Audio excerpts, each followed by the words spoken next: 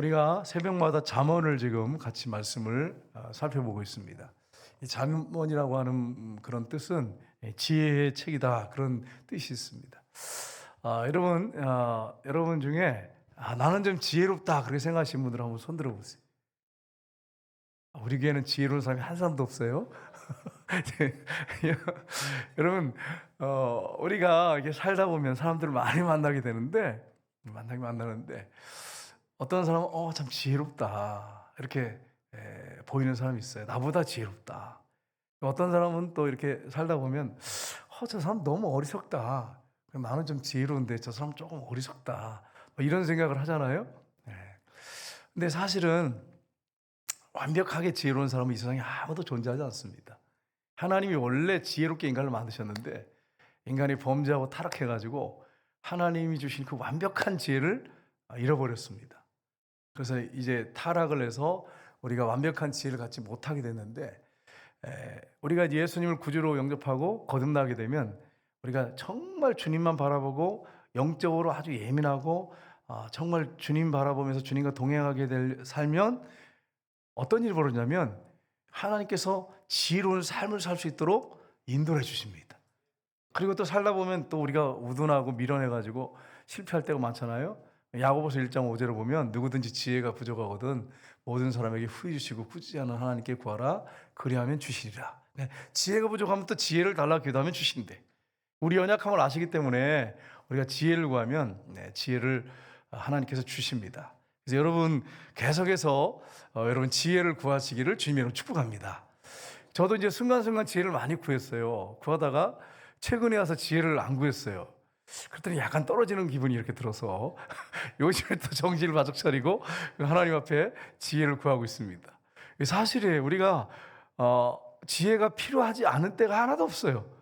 근데 계속 지혜를 구하다 보니까 요즘에 이제 내가 늘 지혜를 구했잖아. 그러나 지혜롭잖아. 이런 착각을 하게 되면 지혜를 안 구하잖아요. 그러면 살다 보면 순간순간 내가 미련하구나. 내가 어리석구나. 이게 스스로 깨달아져. 그래서 요즘에는 또 지혜를 구하고 간구하게 되는데 지혜를 하나님이 주셔야 돼. 하나님 지혜를 줄 때 우리 지혜로운 사람이 될 수 있습니다. 여러분 하나님이 솔로몬에게 지혜를 주셨습니다. 솔로몬이 다윗을 이어서 왕이 됐습니다. 젊은 나이에 왕이 돼가지고 이스라엘 백성들을 잘 다스리려고 딱 보니까 문제는 뭐냐면 아버지가 너무 큰 거물이야. 대단한 왕이에요. 다윗 같은 왕이 어디 있습니까? 저도 다윗을 존경해요. 그래서 예전에 성경적인 이름을 난 뭘로 지을까 그러다가 다윗 이렇게 졌어요. 데이빗 이렇게 쫙 졌는데 가만히 생각하니까 다윗을 못 따라가겠어. 그래가지고 다니엘 그랬더니 다니엘도 또 못 따라가겠어. 그렇지, 주여 어떻게 하면 좋겠습니까? 그러다가 그래 순종이라고 이름 짓자. 주님 무슨 말씀하시든 순종해야겠다. 이런 생각을 했다니까요. 여러분 성경에 보면 인물들 우리가 내가 이 인물 이름을 한번 줘서 이렇게 살아봐야겠다 이렇게 하지만 여러분 이 성경에 나온 인물들 묵상하면서 살펴보면 못 따라갑니다. 못 따라가. 야 어떻게 이렇게 경건할까? 어떻게 이렇게 주님 앞에 붙잡혀서 주님을 정말 뜨겁게 사랑하며 살까?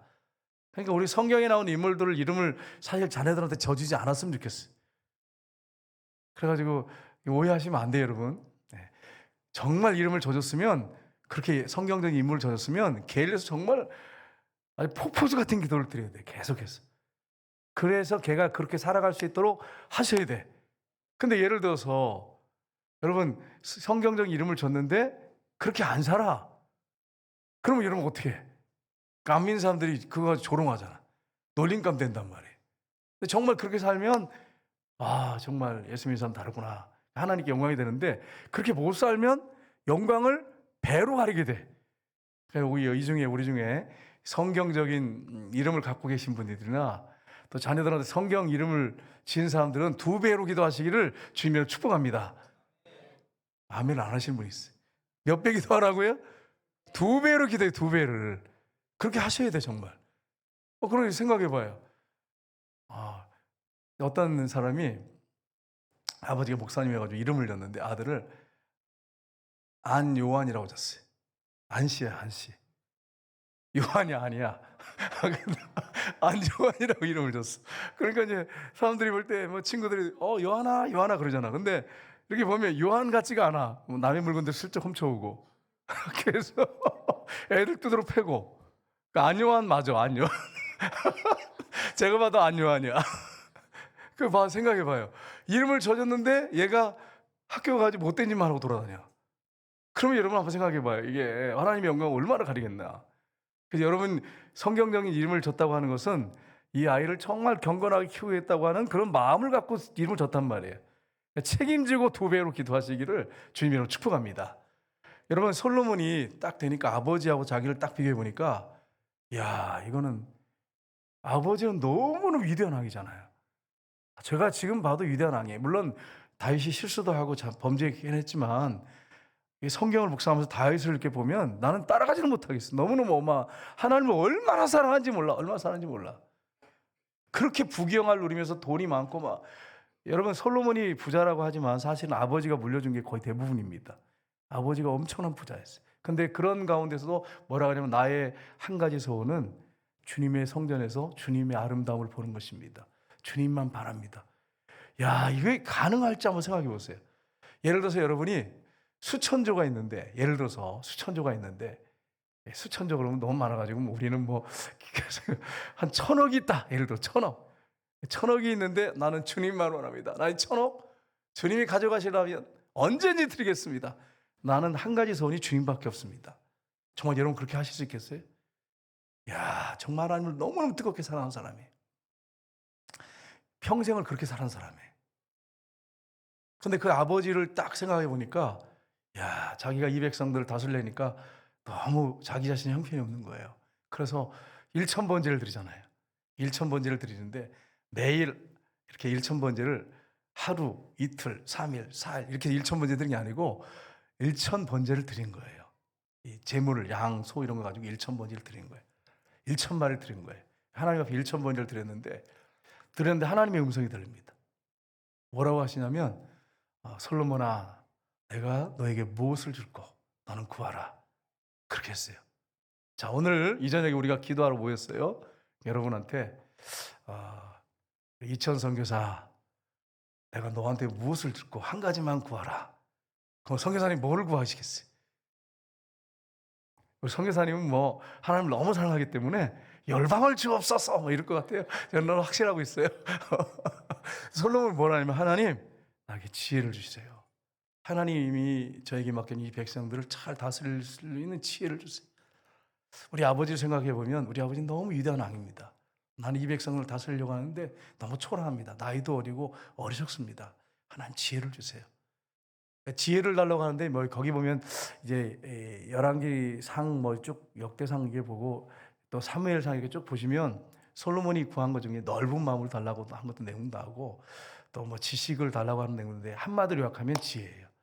하나님 이 백성을 잘 다스릴 수 있는 지혜를 주십시오. 이런 기도를 드린 것입니다. 하나님께서 그것이 하나님 마음에 맞는지라 그랬습니다. 그래서 하나님께서 솔로몬에게 지혜를 주셨습니다. 우리 하나님은 정말 지혜로우신 분이잖아요. 하나님이 주신 지혜가 얼마나 큰 지혜였던지 솔로몬 이전과 이후에 그만큼 지혜로운 왕이 없었더라 이렇게 되어 있습니다.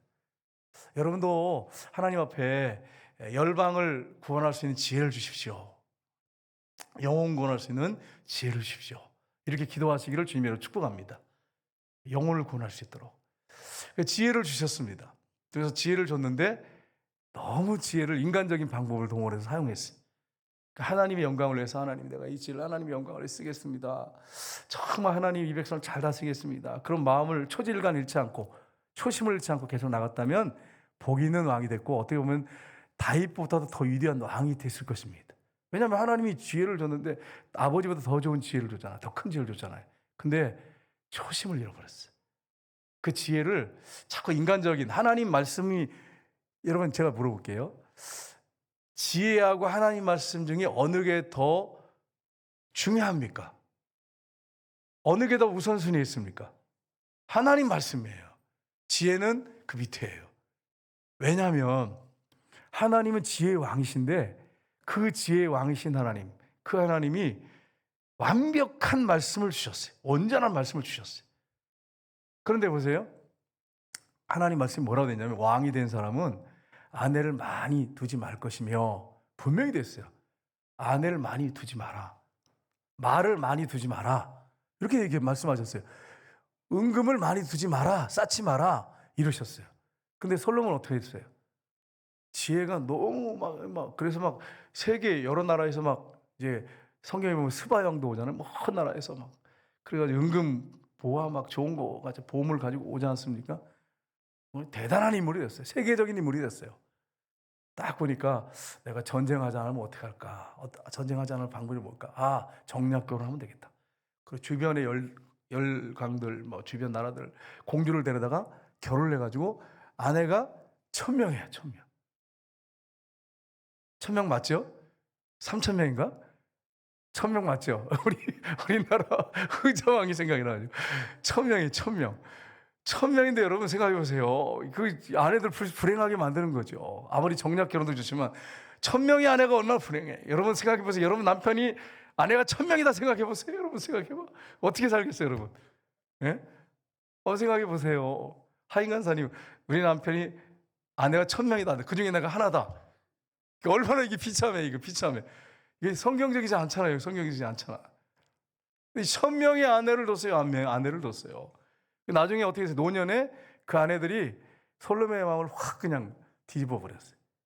우상 숭배하지 말라. 아내를 많이 두지 말라는데 그 말씀 불순응했어요. 그래서 그 아내들이 마음을 돌이켜가지고 우상을 막 전을 저어줬어요. 우상 신전, 뭐 산당을 저주고 우상 숭배하도록 하고 나중에는 심지어는 우상 숭배까지 했어요. 나중에 회개하고 돌이켜서 바른 왕이 됐지만 회개하고 하나님 앞에 가면 우리가 천국 가면 솔로몬 왕을 볼 것입니다. 근데 그 하나님 말씀을 따르지 않았어요. 말을 많이 두지 말라 그랬는데 말을 막 애굽에서 사다가 또 그걸 수출하고 막 이랬어요. 돈 많이 벌라고. 수출하고 막 사다가 막 백마 뭐 흑마 사다가 막 수출을 하고 막 군인들 태우고 막 이랬어요.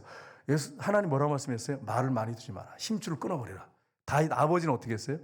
아내를 많이 안 뒀어요. 물론 실수를 했어요.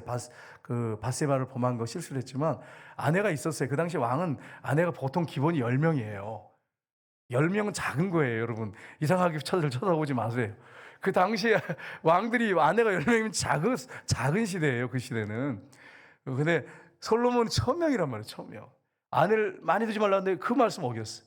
말을 많이 두지 마라 그랬는데 말을 사다가 막 그냥 막 몇만 마리 막 사다가 막 수출하고 막 군인들한테 말 태우고 막 이랬단 말이에요. 아버지는요, 하나님 말씀 철저히 순종합니다. 아내를 많이 두지 않고 전쟁할 때마다 이겼어요, 다윗은요. 근데 그때마다 말의 힘줄을 막 끊었어요. 말의 힘줄을 끊어버리면 어떻게 되는지 아세요, 여러분? 말이 전쟁할 수가 없어요. 달릴 수가 없어. 그냥 짐이나 끌어야 돼. 힘이 없으니까 짐이나 끌어야 된단 말이에요. 네, 다윗은 하나님 말씀을 철저하게 순종했어요. 아들 솔로몬보다 지혜롭지 못했지만 하나님 말씀에 철저히 순종했어요.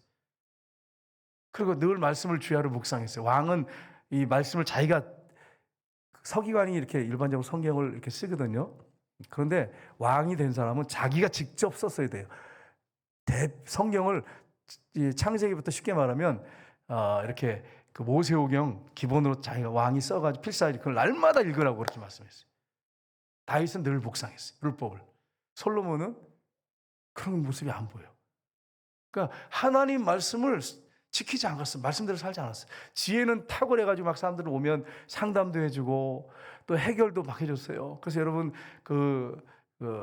창녀 두 사람이 애기 낳아가지고 그거 나오잖아요. 얼마나 지혜로운 솔로몬의 재판입니까? 그래가지고 그런 재판까지 아무도 생각하지 못할 그런 지혜를 하나님 주셔가지고 재판 깔끔하게 정말 정리를 잘하셨어요. 지혜의 왕 맞습니다. 그런데 하나님 말씀대로 안 사니까 타락해가지고 얼마나 큰 범죄를 저질렀습니까? 여러분, 그러니까 우리가 항상 생각할 게 있습니다. 지혜도 중요한데 지혜 위에 하나님의 말씀이 있다고 하는 것을 항상 염두에 두셔야 돼. 내가 좀 지혜롭다고 해가지고 괜히 교만하시 그러시면 안 돼. 하나님 말씀이 지혜 위에 있습니다. 그 말씀대로 안 사면 지혜의 왕도 타락해. 하나님 앞에 징계받습니다.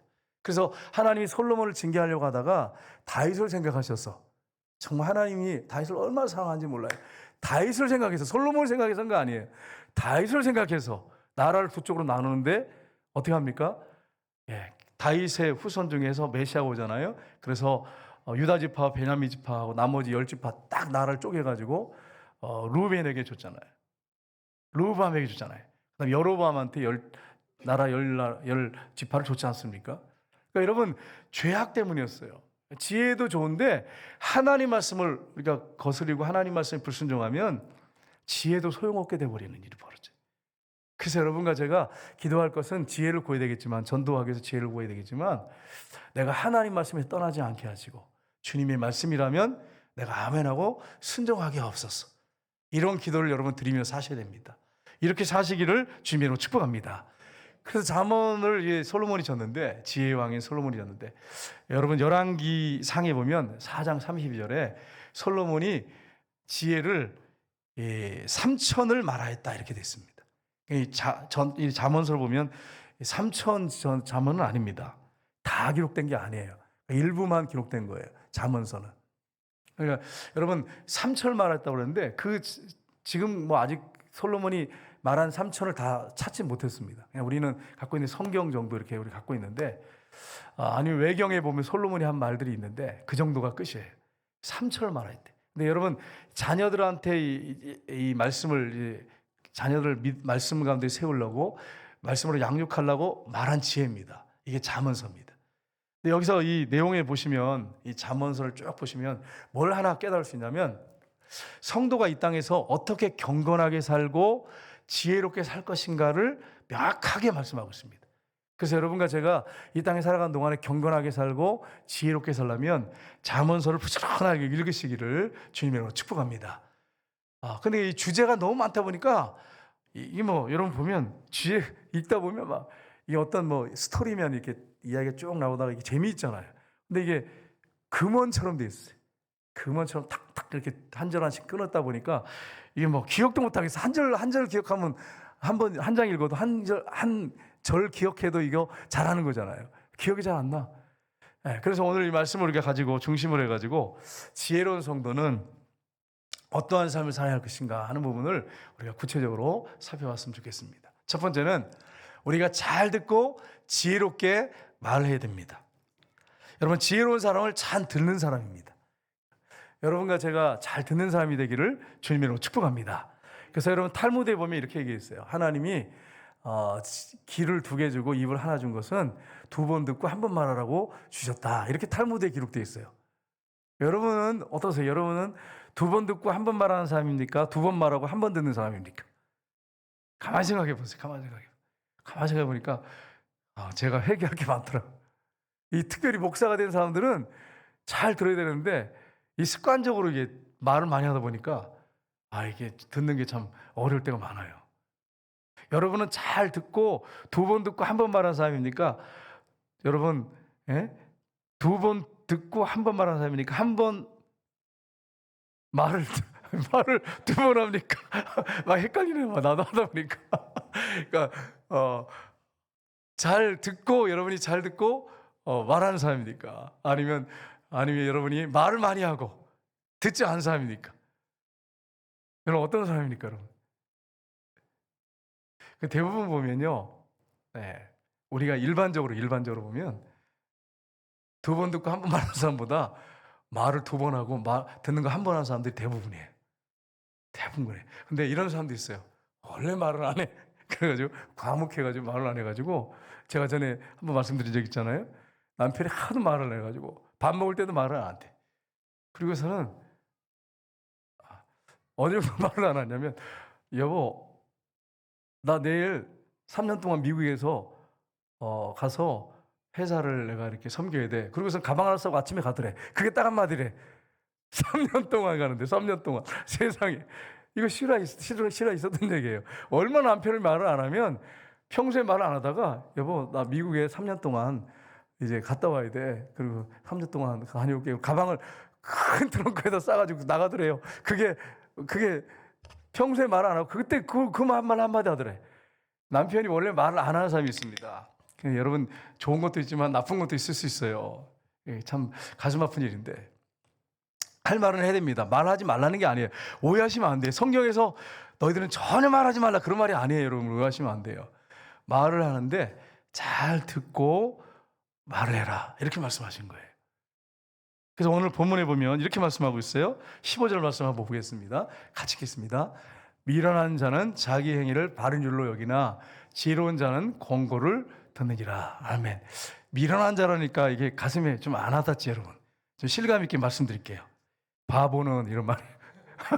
바보는 자기 행위가 바른 줄 안다는 거예요. 이게 실감 나시죠, 여기? 이게 원어상에 보면 바보래요, 바보. 미련한 자라고 우리는 좀 이렇게 잘 해놨는데, 바보는 자기 행위를 바른 줄로 여긴대요. 자기가 말하고 행동하는 것이 다 옳은 거라고 생각한대. 이렇게 말하니까 좀 걸리시죠? 나는 어떤가? 이렇게 생각 갑자기 들잖아? 그렇지 않습니까? 바보는 자기 행위를 바른 줄로 여겼지만 지혜로운 자는 권고를 듣는데 잘 듣는다 이렇게 말씀했어요. 여러분과 제가 잘 듣는 사람이 되시기를 주님의 이름으로 축복합니다. 여러분 잘 들어야 돼요. 자녀들도 잘 여러분 하는 말을 들어주셔야 돼요. 자녀들 말만 잘 들어도 가정에 문제가 없다고 하더라고요. 상담하시는 분들은 한 얘기예요. 자녀들한테 말을 많이 하는 엄마가 있어요. 말을 많이 하는 엄마. 자녀를 망쳐놓습니다.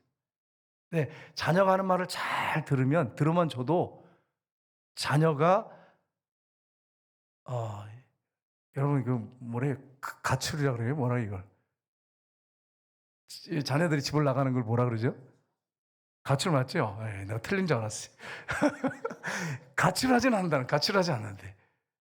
그러니까 여러분 부모가 자녀들 말만 잘 들어줘도 말을 하지 않아도 가출하지 않는데 그럼 어떤 자녀가 가출하냐면 엄마나 아빠가 계속 잔소리하고 쪼아대고 자꾸 이렇게 이제 뭐 권위를 가지고 누르는 말 그리고 자꾸 이렇게 명령형 말을 계속 던지는 자녀들이 특별히 사춘기에 망쳐지는 경우가 너무 많대.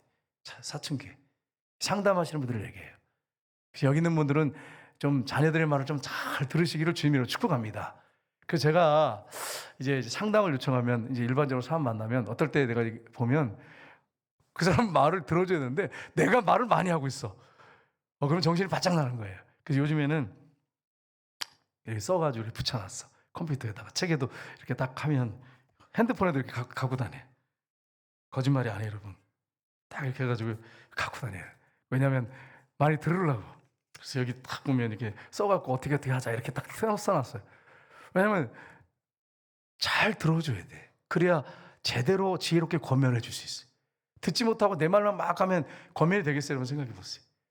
그래서 이제 들으려고 될 수 있으면 들으려고 하는데 듣는 거 쉽습니까, 여러분? 김병장 장로님 듣는 거 쉬워요? 쉽지 않죠. 제가 볼 때 쉽지 않아 이게. 이 말 막 하고 싶지만 못 견디겠어. 저도 못 견디겠어. 그 요즘 같은 경우는 이제 혀를 이렇게 위로 굴려가지고 위에다 이렇게 붙여놓고 천장에 붙여놓고 왜냐면 들어야 되는데 자꾸 나오려 그러니까 말이 나오려니까 어떻게 하겠어. 그래가지고 입천장에다 붙여놓고 그러면서 이제 이렇게 입을 다물고 이렇게 들으려고 애를 많이 무진히 노력하고 있어. 무진정 노력하고 있어. 컴퓨터에다 붙여놓고 또 이 사람들 만나면 될 수 있으면 들으려고 그래. 여러분 잘 들으셔야 됩니다.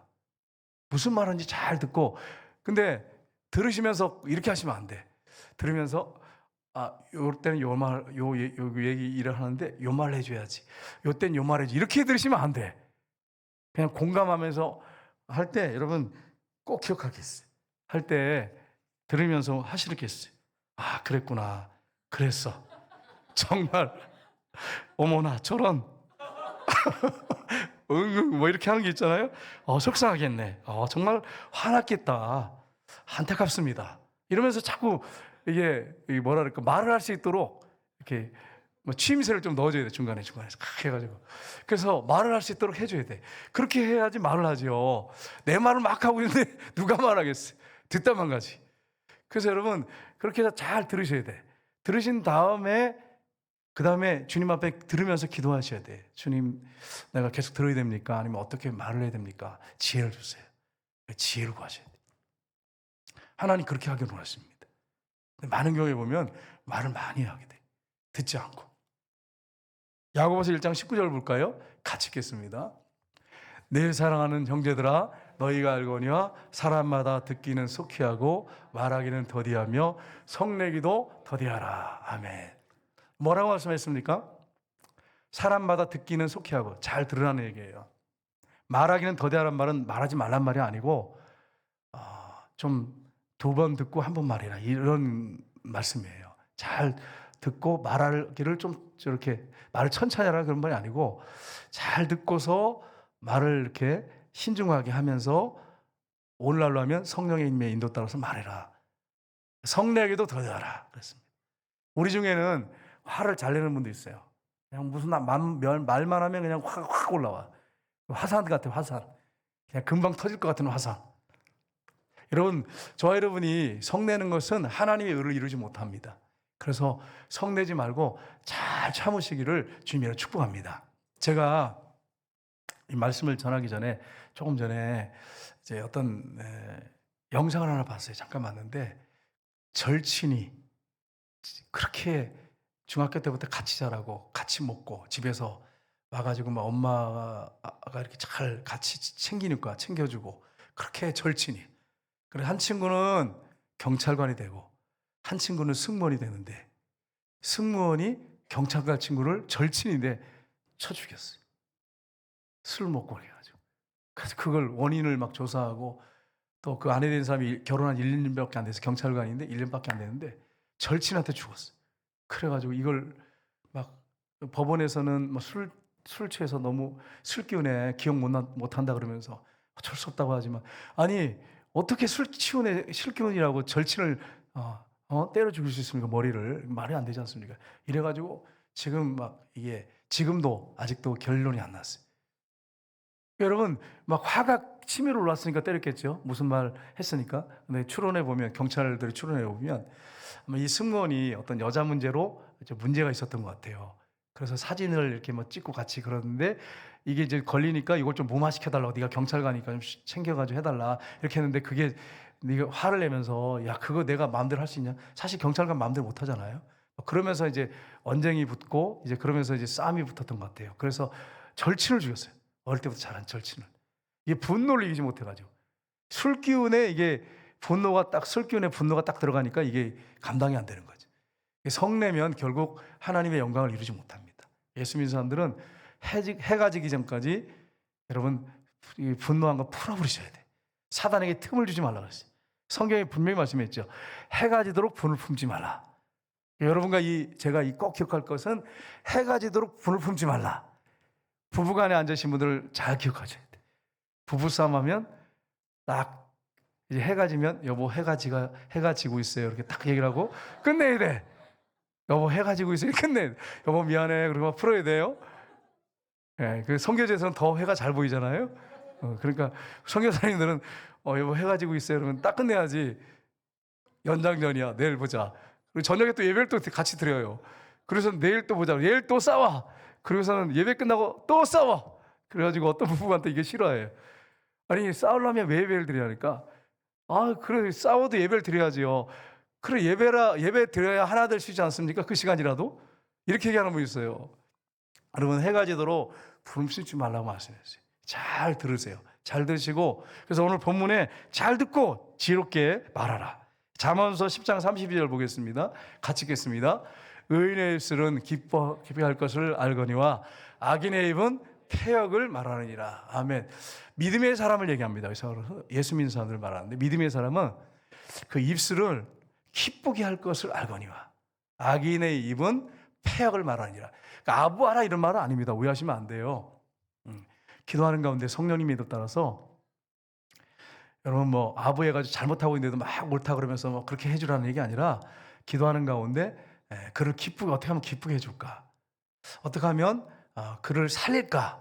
그런 마음을 가지고 이야기를 하는 거예요. 해주라는 거예요.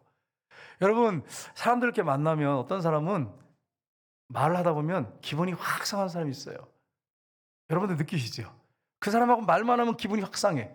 직장에서 특별히 있을 거예요. 그 사람 만나면 기분이 확 상해. 말 한마디 한마디가 그냥 상처가 돼. 그런 사람이 있는가 하면 말을 한마디를 해도 위로가 되고 힘이 되는 사람이 있습니다. 여러분과 제가 그렇게 위로가 되고 힘이 되시기를 주님의 이름으로 축복합니다. 그래서 여러분 한번 여러분이 하시는 말대로 한번 잘 살펴보십시오. 여러분의 남편이나 아내가 여러분이 하는 말에 힘을 얻는지, 여러분 친구나 아니면 동료들이 내가 하는 말에 힘을 얻는지, 아니면 여러분이 하는 말에 상처를 받고 너무 힘들다 속으로 말은 안 하는데 얼굴 표정을 보면 알잖아요. 어떤 분들은 얼굴 색깔이 바뀌는 분도 있더라고요. 그러니까 여러분이 잘 살피십시오. 그래서 여러분 다른 사람들을 기쁘게 할 것이 무엇인지를 생각하라고 말씀했어요. 잠언서 12장 18절 보겠습니다. 같이 읽겠습니다. 칼로 찌른같이 함부로 말한 자가 있거니와 지혜로운 자의 혀는 양약과 같으니라. 아멘. 여러분 상처 받으시죠? 근데 어떤 사람의 행동 때문에 상처받는 경우도 많이 있어요. 근데 일반적으로 보면 뭐 때문에 상처받냐면 말 때문에 상처받습니다. 그러니까 여러분의 그 입은 화살이 될 수도 있고요. 여러분의 입은 칼이 될 수도 있고요. 여러분의 입은 총이 될 수도 있어요. 사람을 죽이는 총이 될 수도 있어요. 여러분의 입이 화염 방사기가 될 수 있어요. 화염 방사기 뭔지 아시겠죠? 공동체만 불을 지르는 화염 방사기가 될 수 있어요. 여러분의 말이 미사일이 될 수 있어요. 여러분 그냥 한 얘기가 아니에요. 어떤 지도자가 된 사람이 이 마이클 작 한마디 잘못해가지고 막 나라가 막 술렁술렁하고, 여러분 우리나라 세계 보면 그런 일 있잖아요. 말 한마디가 그냥 나라 전체를 술렁술렁하게 만들고 막 그러잖아요. 그리고 가정을 그냥 완전히 불태워버리는 경우도 있잖아요. 얼마 전에 부부싸움 해가지고, 여러분 아시잖아요. 부부싸움 해가지고 그냥 아내와 남편이 막 얼마나 싸웠던지 그냥 아이를 그냥 집어 던져가지고 그냥 죽었다고 뉴스에 나왔잖아요. 가정을 그냥 화염 방사기가 돼가지고 그냥 불태워버리는 거예요. 서로 그냥 할 말 못할 말 그냥 분별이 없어요. 다 해버려. 그래가지고 그냥 이게 여러분 칼 같아요. 말이 칼 같아. 여러분의 말이 칼 같지 않는지 모르겠어요. 이 칼 같다고 이렇게 됐는데 칼을 가는 사람이 있어요. 또 목사님 또 무슨 말이에요 이게? 저 사람은 어떻게 하면 내가 말로 확 잡아버릴까? 어떻게 하면 이 말을 가지고 내가 저 사람을 갖다 이길까? 칼 가는 거예요, 여러분. 그게 슥슥 칼 가는 게 그냥 칼 가는 게 아니고, 말로 어떻게 하면 저 사람을 칠까? 어떻게 하면 저 사람 말을 못하게 만들까? 뭐 하는 거예요? 칼 가고 있는 거예요. 칼 갈고 있는 거예요, 여러분. 여러분 중에 칼을 갈고 있는 사람이 없기를 주님을 축복합니다. 두고 보자 이러면서. 네, 그냥 참고 있나 보자. 칼을 가는 사람이 없는지 모르겠어요. 여러분 칼을 갈지 않기를 주님으로 축복합니다. 칼을 가는 게 얼마나 무서운지 모르시죠? 난 실감했어요. 실감했어. 예전에 유초등부 수련회 갔어요. 수련회 갔는데, 우리가 지금 그렇게 하면 안 돼요. 큰일 납니다. 지금은 아이들 하나 둘 나니까, 그때 막 셋씩 막 이렇게 넷씩 났을 때는 제가 이제 그때 전도사였는데 애들한테 담력 체험을 하자, 경련성을 높여주자 이래가지고 이제 무서운 게 딱 나타나면 찬송을 막 힘있게 부르고 예수님의 명하노니 물러가라 이렇게 떠나가라 이렇게 외치도록 훈련시켰어요, 애들을. 그래서 폐가를 빌려가지고, 그래가지고 시꺼먼 갓을 쓰고 애들이, 선생님들이 숨어가지고, 어떤 선생님은 갓을 쓰고 숨어가지고 딱 이렇게 폐가의 방에 쭈그리고 앉아 있는 거예요. 거기 들어가서 기도하고 나오라고 이렇게 하고 미션을 주는 거죠.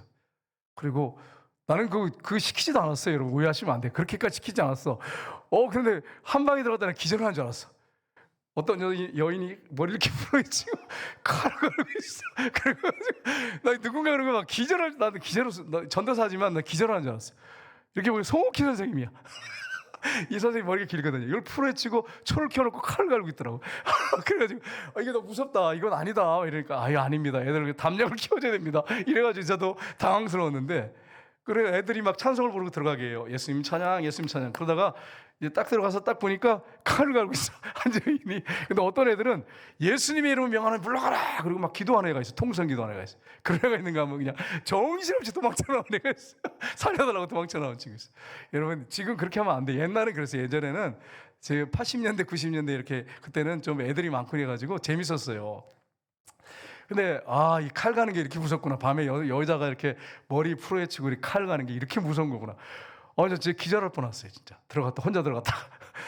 여러분 어떤 사람을 말을 했어요. 말을 했는데 내가 상처받았는데 그냥 안 둬. 내가 나한테 어떻게 그런 말을 해. 두고 봐. 그게 칼 가는 거예요. 다른 게 칼 가는 게 아니고. 내가 어떻게 저 사람을 갖다 공격할까? 어떻게 말을 눌러버릴까? 이게 칼 가는 거예요. 우리 말이 칼이라고 그러잖아요. 칼이라고. 사람을 죽이기도 하고 살리기도 한다고. 근데 여기 뭐라고 말씀했어요? 칼로 찌른같이 함부로 말하는 자가 있대요. 상처를 주는 거죠. 여러분 이 말이 칼보다 더 무섭습니다. 칼은 이렇게 베잖아요. 그러면 이게 눈에 보이니까 가서 꼬매기도 하고 치료하면 나아요. 근데 말로 상처 준 거는 칼같이 함부로 말하고 상처 준 것은 안 보여, 안 보여. 그래서 이 사람이 이거 가지고 평생을 아픔을 가지고 살다가 자살하는 경우도 있고요. 혹 어떤 사람은요. 어떤 사람이 이걸 가슴에 안고 말도 못하고 끙끙 앓면서 여기에 늘 묶여서 끌려다니는 사람이 있어요. 말이 얼마나 무서운지 보세요. 그래서 여러분 말을 함부로 하면 안 된다는 거예요. 근데 여러분 오늘 뭐라고 말씀했습니까? 지혜로운 사람의 혀는 양약과 같아 그랬어요. 양약. 이게 한약, 양약 그게 아니에요. 여러분 오해하시면 안 돼요. 그러니까 뭐 현대의학 뭐 이렇게 생각하시면 안 되고 양약이란 말은 언어상에 보면 치료하는 약이라는 거예요. 치료하는 약. 그러니까 어떤 사람의 말은 사람의 마음을 치료해 준대. 여러분 모두의 말이 사람의 마음을 치료하는 약이 되기를 주님의 이름으로 축복합니다. 여러분 어떤 사람은 얘기를 하면 이게 상처가 치유가 되는 사람이 있어요. 너무너무 감사하죠. 저 여러분이 그런 사람이 돼야 됩니다. 근데 어떤 사람은 말을 하면 상처만 돼. 그냥 말하면 짜증도 나고 막. 근데 어떤 사람 말하면 막 치유가 되고 막 상처가 막 회복이 되고 그래요. 어떤 사람이 이렇게 할 수 있냐면 이게 사람의 능력, 힘 아닙니다. 여러분 꼭 기억하세요. 정말 우리가 예수님과 늘 동행하면서 성령이 충만하고 성령의 능력 가운데 살아가잖아요. 그리고 순간순간 성령님의 도움을 구하잖아요. 그러면 성령님께서 할 말을 우리에게 주십니다. 그리고 그 말을 이렇게 하면 그 사람 마음이 치유가 됩니다. 근데 일반적으로 제가 이렇게 지켜보면 어떤 게 있냐면 치유받은 상처, 그 상처받은 치유자가 돼. 대부분이에요. 상처받은 치유자. 무슨 말이냐면 우리가 사람한테 말로 상처를 많이 받은 사람 있잖아요. 이런 사람들이 회복이 일어나잖아요. 예수님 만나고 정말 뜨거운 눈물을 흘리고 주님의 뜨거운 사랑을 경험하고 그런 사람들이 이제 말을 하게 되면요. 어떤 게 있냐면 하나님이 그런 능력을 주세요. 상처를 많이 받은 사람들이 상처를 치유해 줍니다. 그러니까 무슨 말을 해야 될지를 깨닫게 해주시고 알려주세요. 그래서 말을 치유를 시켜줘요. 근데 자기 상처가 치유가 안 되는 사람이 있거든요. 이런 사람들은 상처를 치유가 안 되는 사람은 계속 상처만 줘요. 그러니까 여러분, 내가 마음 내면에 상처가 치유되는지를 한번 살펴봐야 돼요. 쓴뿌리가 제거됐는지를 살펴보셔야 돼요. 이게 안 된 사람들은 치유를 할 수가 없어요. 근데 말로 상처를 많이 받아본 사람은 어떤 일이냐면 주님 만나서 회복이 일어나고 성령님의 인도를 받으면 다른 사람한테 말을 해주면 그 사람 마음을 치유하는 능력이 일어나요. 그러니까 여러분이 혹시 사람들 때문에 말에 상처를 많이 받은 사람이 있다면 하나님이 나를 통해서 다른 사람을 치유하겠구나 이렇게 생각하시면 틀림없습니다. 여러분이 그렇게 치유하는 자들이 다 되시기를 주님의 이름으로 축복합니다. 우리 말로 사람을 치유할 수 있대. 얼마나 감사해요, 여러분. 말 한마디가 천냥빚을 갚는다 우리나라 속담이 있잖아요. 그 말 한마디가 사람을 치유해줘요. 여러분 교회 와서 성도들끼리 모이면 말 한마디가 여러분 말이 성도들의 마음, 새신자들의 마음을 치유하는 역사가 있기를 주님으로 축복합니다. 근데 새신자들이 와가지고 여러분이 하는 말마다 상처를 받아. 그러면 그분들은 반아발 좀 내려놓으셔야 돼. 내려놓고 기도하면서 정말 은혜를 받아야 돼. 충만히 은혜 받아야 돼. 여러분 이 말로 치유한다니까 얼마나 감사한지 저는 이 말씀 보면서 너무너무 감사했어요. 지혜로운 혀는 양약과 같다 그랬어요. 남편과 아내 가운데서도 말로 이렇게 치유하는 역사가 일어나기를 주님으로 축복합니다. 그래서 남편이 한마디 탁 던지면 치유가 일어났으면 좋겠어요. 아내가 남편한테 말을 탁 하면 치유가 일어났으면 좋겠어요. 근데 일반적으로 제일 상처를 많이 받는 데가 어딜까요? 누구한테 가장 상처를 많이 받습니까? 여러분 질문하지 않겠어요? 여러분 마음 상할까 봐. 누구한테 가장 상처를 많이 받죠? 배우자예요. 이거는 정말 모든 가정 일반적으로 거의 다 그래. 예외가 없어요. 그래서 가정에서 여러분이 남편을 지혜롭게 말해서 치유할 수도 있지만 남편한테 상처를 다른 사람보다 더 많이 줄 수도 있고 막 상처를 막 났는데 더 휘벼 파가지고 더 상처를 줄 수 있어요. 여러분이 말로 그렇게 하지 않기로 합니다. 여러분 기도하세요. 그래서 내 말을 들으면 우리 아내가 상처가 치유가 되고 여러분이 아내가 말하면 남편이 치유가 되고 이렇게 됐으면 정말 좋겠어요. 그렇게 되기를 주님으로 축복합니다. 예수 믿는 사람들은 그렇게 살아야 됩니다. 그렇게 살아야 돼요. 그래서 본이 돼야 됩니다. 안 믿는 사람들한테. 근데 보면 부부싸움을 얼마나 잘하는지 예수 믿는 사람들 가정에서도 보면 부부싸움을 얼마나 잘하는지 몰라 보면 너무너무 잘 싸워. 어떤 분들 그냥 교회 오다가 싸우는 부부도 있어요. 소문 들으니까 그래요. 차 타고 오면서 싸워 그냥. 그러다가 그냥 예배 딱 끝나고서는 멈춰가지고 예배는 잘 드리고 가요. 또 가면서 또 싸워. 그런 과정이 있어요. 여러분 그냥 하는 얘기가 아니에요. 가면서 또 싸워 차에서. 그래가지고 막 여러분 가정이 그렇게 되지 않기를 원합니다. 그래서 한마디 하면 치유가 오라고. 우리 선교사님들 아시겠지만 선교제 가서 만약에 선교사님들이 선교하는데 싸워, 부부가 매일같이 말로 싸워, 선교 될까요 안 될까요? 전도해가지고 데려다가 놓을지 모르겠지만 많은 사람들한테 악영향을 끼칩니다. 그래서 우리 선교사님들은 가셔서 아내를 특별히, 남편을 특별히 사랑하셔야 돼. 그것만 잘해도 선교가 완성이 돼. 그것만 하나만 지켜줘도. 우리 선교사님 누구라고 얘기하지 않겠어요. 그 선교사님 가정이 그렇게 산다고 그러더라고요. 갈 때 다른 거 안 하고 상처 주지 않고 아내만 사랑하겠다, 남편만 사랑하겠다. 그래가지고 선교를 아주 잘하고 왔다고 고백하시는 분이 계셨어요. 사실이에요, 여러분. 가가지고 맨날 싸우면서 그러면서 선교한다 그러면서 안 선교사입니다. 그러면서 나가서 안녕하세요. 그래서 이게 아니잖아. 선교사의 본이 안 되잖아. 본이 안 돼야. 오히려 전도기를 막는 거예요. 그러니까 선교하러 가신 분들은 꼭 기억하셔야 됩니다. 나는 내 아내만 축도로 사랑하다 온다. 우리 남편만 축도로 사랑하다 온다. 그러니까 오해하시면 안 돼.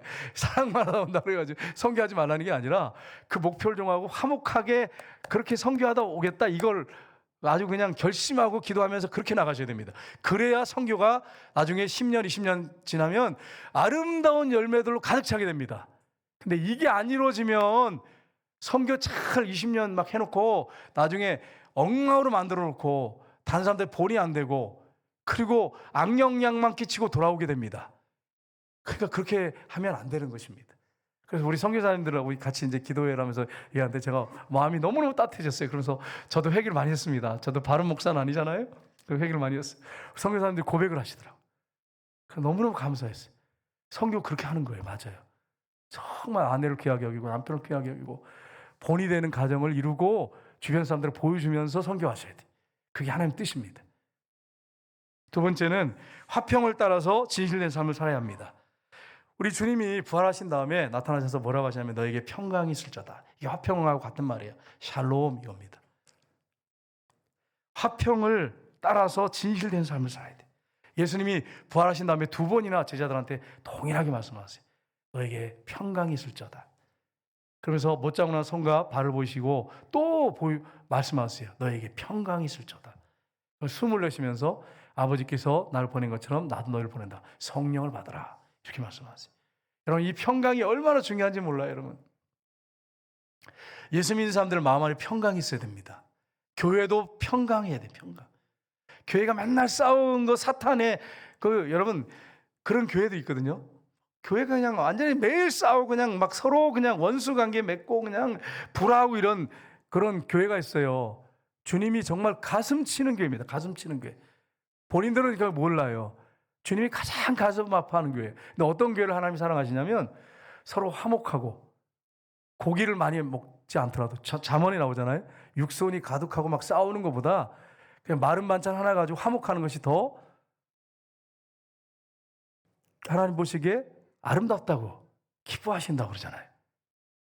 그러니까 여러분 고기를 막 산에 진미 싸놓고 잘 먹으면서 맨날 싸우는 가정이 복된 가정이겠습니까? 마린빵 하나 놓고 그냥 밥 한 그릇에다가 그냥 된장 하나 놓고 먹으면서도 화목한 가정이 복된 가정이 있습니까? 성경 그렇게 말씀하고 있어요.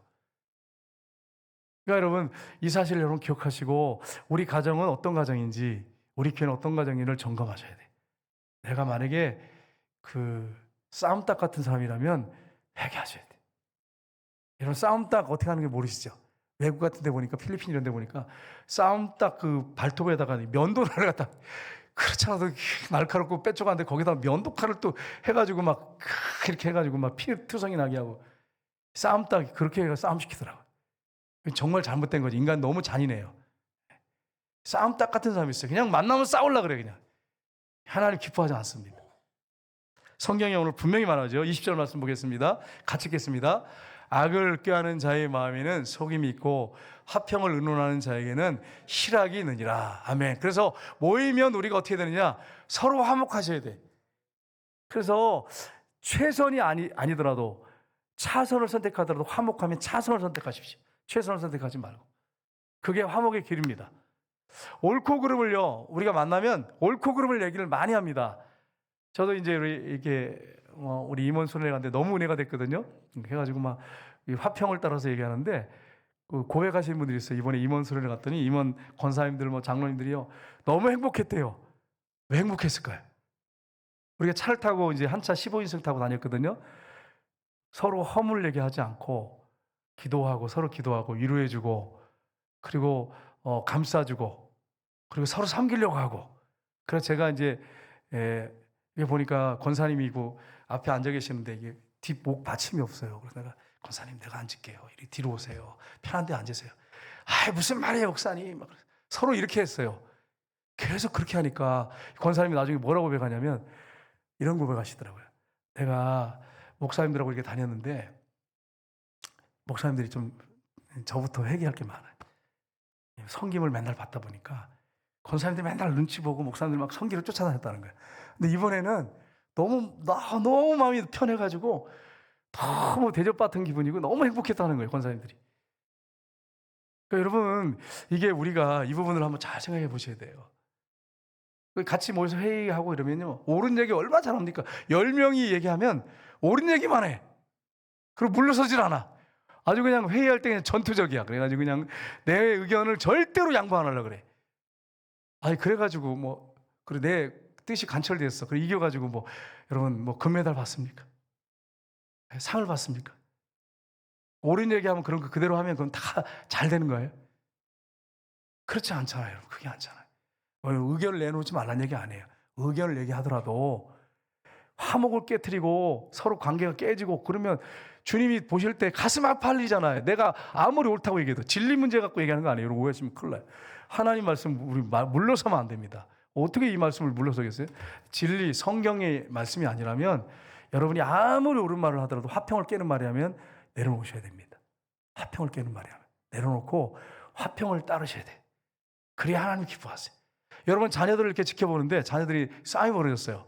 근데 뭐 때문에 싸우죠? 서로 옳다고 싸우는 거예요. 다른 이유 없어요. 서로 옳다는 거예요. 서로 옳다는 거야.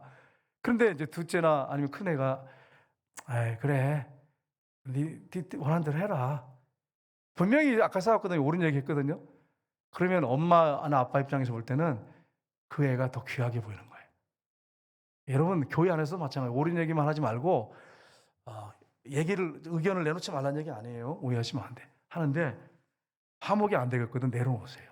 내려놓고 어떤 사람 의견이든지 화목한 길을 선택하십시오. 그렇게 해가지고 이렇게 가다 보면 나중에 양심이 있잖아. 자기도 양심이 있기 때문에 자기가 틀렸다는 거 알아요. 나중에 내려놓습니다. 결과물이 나오는데요. 그렇게 해가지고 화목하는 것입니다. 근데 많은 경우에 이렇게 하지 않아요. 시편 34편 14절 보겠습니다. 같이 읽겠습니다. 악을 버리고 선을 행하며 화평을 찾아 따를지어다. 아멘. 무슨 말입니까? 화평을 찾고 화평을 구하도록 해라. 화평. 어떻게든지 공동체 안에 화평을 구해라. 이렇게 말씀했습니다. 그리고 하나님이 기뻐하시는 사람은 어떤 사람입니까? 우리 잠언서 12장 22절 보겠습니다. 거짓 입술은 여호와께서 미움을 받아도 진실하게 행하는 자는 그의 기뻐하심을 받느니라. 아멘. 거짓말하는 입술은 하나님 미워하십니다. 진실되게 행하는 자는 하나님께서 그의 기뻐하심을 받는다. 하나님 기뻐하신다는 것입니다. 여러분과 제가 살아가는 동안에 진실되게 말하고 진실되게 행할 수 있도록 살아야 됩니다. 왜냐하면 우리가 사람 앞에 사는 사람이 아니고 주님 앞에 사는 사람이기 때문에 그렇습니다. 근데 저도요, 자존심이 있다 보니까 어떨 때 보면 괜히 아닌데도 자꾸 주장하는 경우가 있더라고요. 내 자신을 보니까. 아닌데도. 자존심 때문에. 여러분 자존심은 십자가에 못 박으셨습니까? 여러분 저를 질문해 보셔야 돼요. 여러분 자존심 십자가에 못 박으셨습니까? 자존심 때문에 싸우는 경우가 너무너무 많아요. 자존심 때문에. 그 알량한 자존심. 죄송해요 여러분. 알량한 자존심이라 그래가지고 아무것도 아닌 자존심.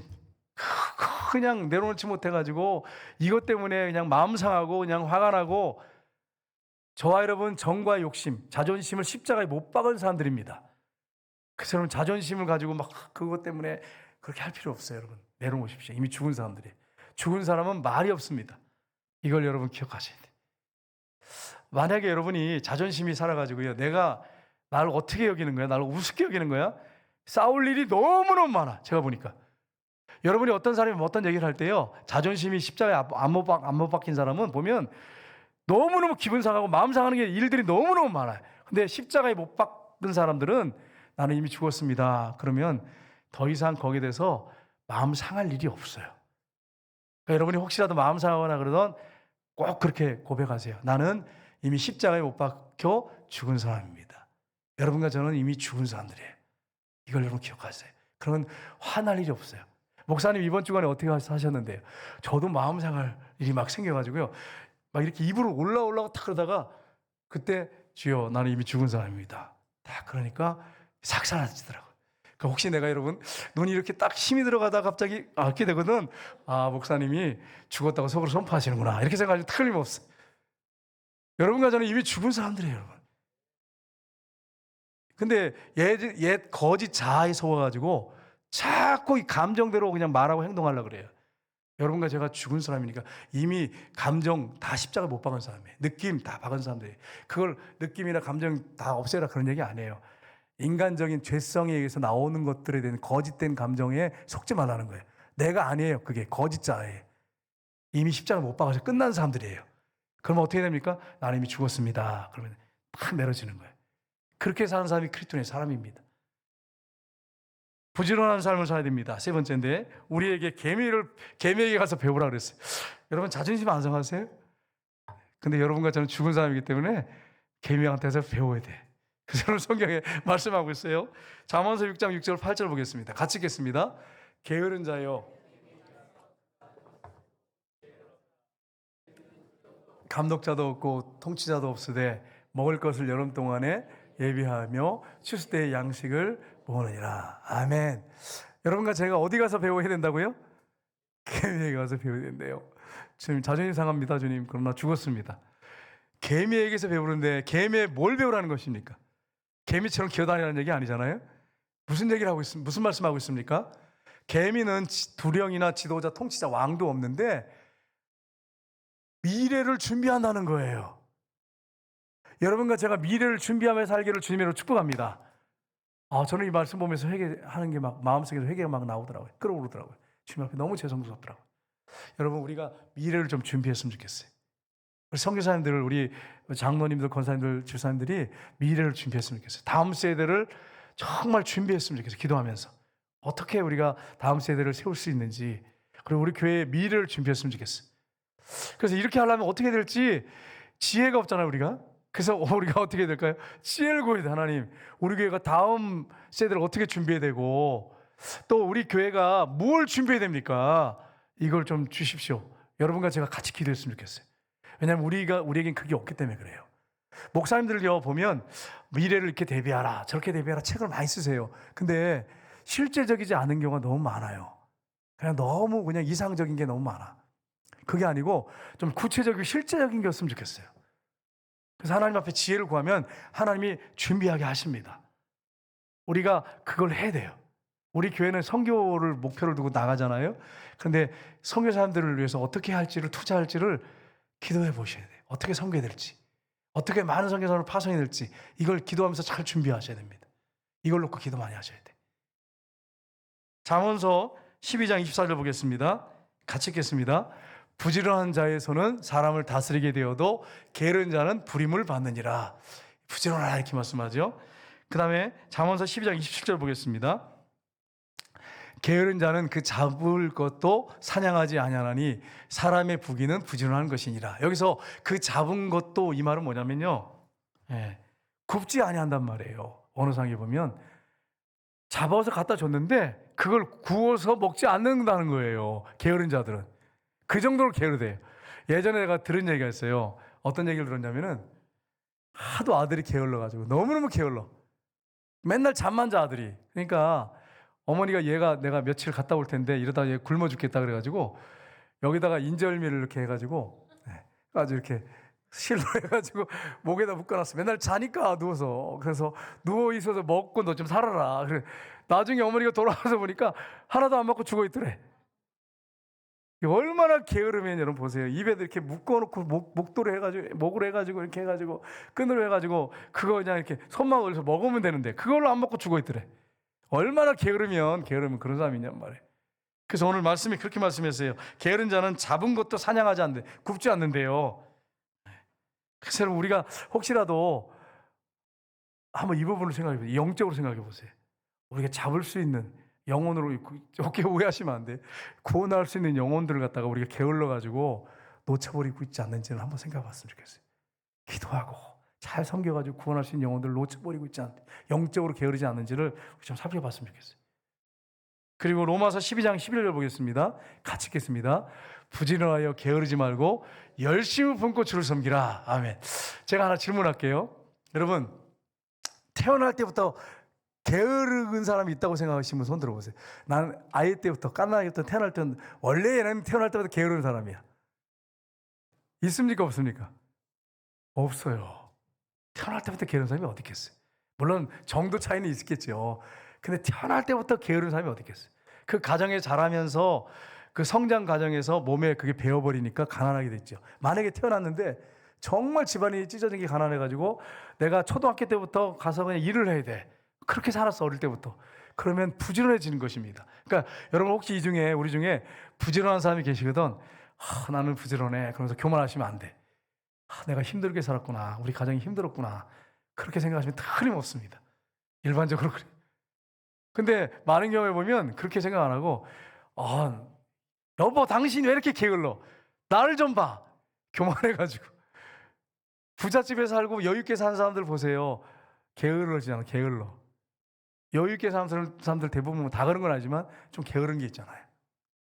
그런 게 있어요 여러분. 그래서 오늘 말씀에 어떻게 하냐면 영적으로 하면 주님을 섬길 때 부지런하여 게으르지 말고 열심히 품고 주님을 섬기라. 근데 여러분 우리가 주님을 뜨겁게 사랑하고 성령 받고 은혜 받으면 부지런한 사람이 됩니다.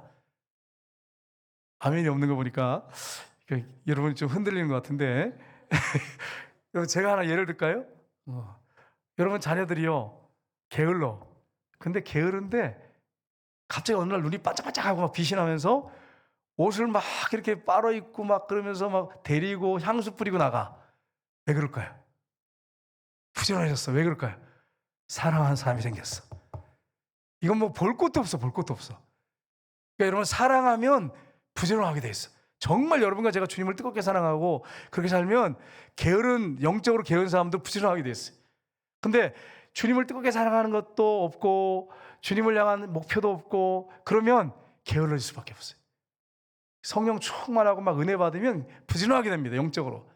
저와 여러분이 그렇게 살기를 주님이 원하십니다. 그리고 마지막 우리 한 구절을 보고 마치겠는데요. 같이 읽겠습니다. 우리가 너희와 함께 있을 때에도 너희에게 명하기를 누구든지 일하기 시작하든 뭐 하지 말라고요? 먹지도 말게 하라. 이 명령입니다. 명령. 여러분 중에 또 이걸 가지고 또 자녀들한테 바로 또 적용시켜가지고 애 누워있는 데 가서 너 일하기 싫으면 먹지도 말라 그래서 성경에 너 오늘부터 먹지 마. 손자한테 막 이러면요. 바로 상처갑니다. 저도 그렇게 상처를 많이 받았거든요. 그래가지고 여러분이 이런 말이 무슨 말이냐면 좀 알아듣고 이러는 사람들, 이게 좀 영적으로 좀 알아듣고 좀 깨어있는 사람들한테 하는 얘기예요. 이 말이 무슨 말인지 전혀 못하는 사람한테 가서 막 명령을 하면서 일하기 싫거든 먹지도 말라고 했어 막 그러면서 너 오늘부터 점심 안 줘, 저녁 안 줘 이래버리면 회복시키는 게 아니라 그냥 칼로 그냥 상처를 막 주는 거예요. 그렇게 하라는 게 아니고 데려다 놓고서 들만한 사람들한테 지혜롭게 얘기를 해서 그냥 게으르게 그냥 먹고 마시고 하지 않도록 일을 할 수 있도록 해주라는 거예요. 이걸 여러분 잊지 마세요. 여러분 제가 전에 말씀 한번 드렸죠. 김영기 장로님이라고 그 대단한 장로님이시죠. 그 장로님은 얼마나 부지런하시는지 새벽부터 그냥 밤늦게까지 일을 하면서 그런 말씀 보고 기도하는 분이었어요. 삶이 기도예요. 그래서 그 동네에 가면 돌들이 다 일어서 있어. 그 장로님은 돌도 누워있으면 안 된대. 그래가지고 돌들도 다 세워놔가지고 그 동네 가면 돌들이 누워있는 돌이 하나도 없대. 어떤 분이 갔다 와서 한 얘기예요. 왜냐하면 예수 믿는 사람들은 부지런해야 돼. 누워있는 사람 어디서 있으면 안 돼. 이래가지고 그냥 동네 다니면서, 근데 그 아들은 또 못 따라가시더라고. 그 장로님이신데 아드님도 그 맡아가지고 하시는데 아버지 부지런하면 못 따라가더라고. 새벽부터 일어나가지고 막 기도하시고 그냥 막 돌 다 세워놓고 그냥 그렇게 부지런하게 일하셨어요. 그래서 여러분, 거기 다녀오신 우리 박정희 대통령께서 새마을운동을 시작하셨다는 이야기를 제가 들었어요. 잘 살아보세요 그러면서 새벽부터 막 그냥, 그 이제 기억나시죠 여러분? 제 기억에도 새벽에 그냥 새벽정이 울렸네, 그냥 새 아침이 밝았네, 너도 나도 일어나. 그러면서 차들이 막 그렇게 막 이게 틀어놓고 막 돌아다녔어요. 막 여러분, 잘 모를 거예요. 20년, 20, 30년 전에 태어나시는 잘 모를 거예요. 우리 때 80년대, 90년대 막 그랬다니까요. 우리 장로님들 지참을 다 아실 거예요, 권사님들. 그게 막 그냥 그게 나온 게 아니에요. 그래서 우리 아버지도 막 새벽부터 일어나셔가지고 어디 가신데, 어디 가냐 하니까 저희 치료 사업이라는 뭐 난 잘 모르는데 거기 가가지고 일하면 밀가루 받는다고 새벽부터 나가셔가지고 일을 하시더라고.